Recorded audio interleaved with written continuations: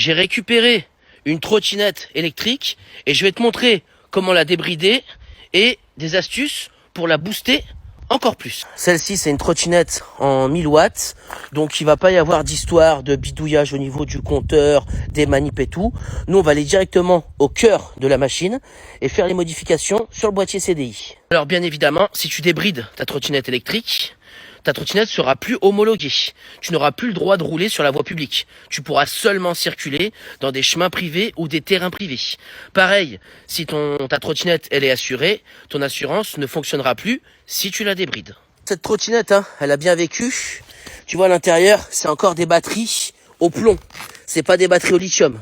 Donc ça, c'est pas top comme batterie. Si tu veux un maximum de patates, il vaut mieux favoriser de changer les batteries au plomb pour des batteries au lithium. Tu auras plus de décharge profonde et plus de puissance. Après, sur les trottinettes, tu as un voltage. Celle-là, elle est en 36 volts. Tu peux augmenter le voltage. Par contre, attention que ton boîtier CDI supporte le changement. Celle-ci, elle est en 36 volts.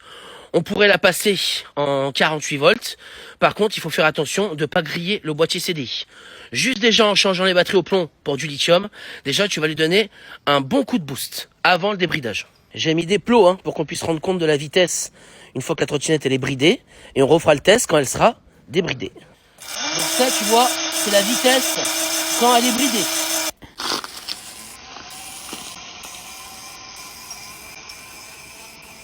Pour débrider une trottinette, voilà comment ça se passe. Il faut aller dans le local où tu as la batterie, enlever la batterie et tu vas aller me chercher le boîtier CDI.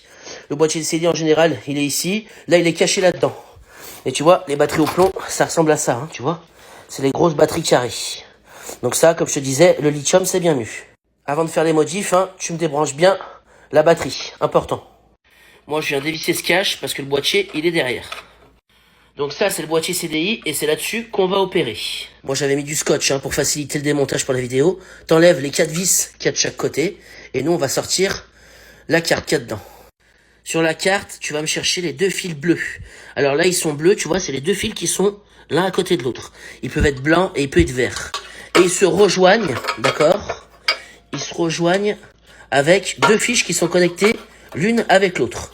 Et bah ça, tu vas déjà commencer par me les débrancher. Sur quasi toutes les trottinettes, c'est comme ça que ça fonctionne.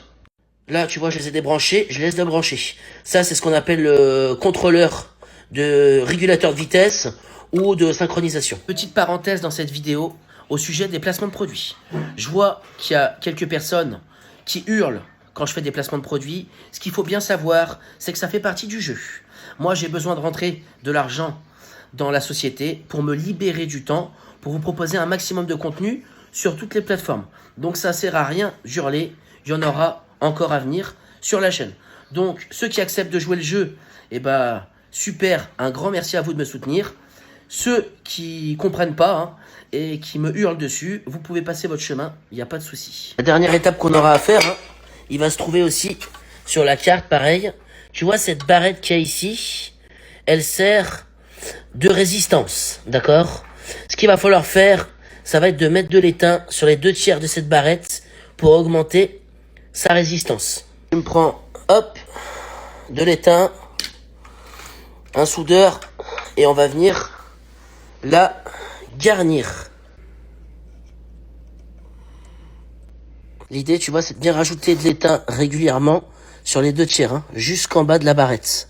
Tu me prends du bas qui est en dessous, jusqu'en haut, bien régulier. Tu vois, faut que ça ressemble à peu près à ça, quoi, que ça soit bien rempli à l'étain, quoi. Une fois que c'est fait, tu peux tout me remonter. On est bon, le débridage est fait.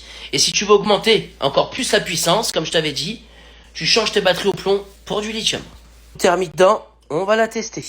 Bon, celle-ci, elle est vieille, elle a pas une pêche non plus de malade, dû à ces batteries qui sont vieillissantes.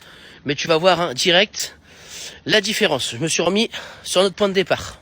Allez, je te remonte, tu vas voir la différence, là. Tu vois comme ça tourne plus vite. Allez.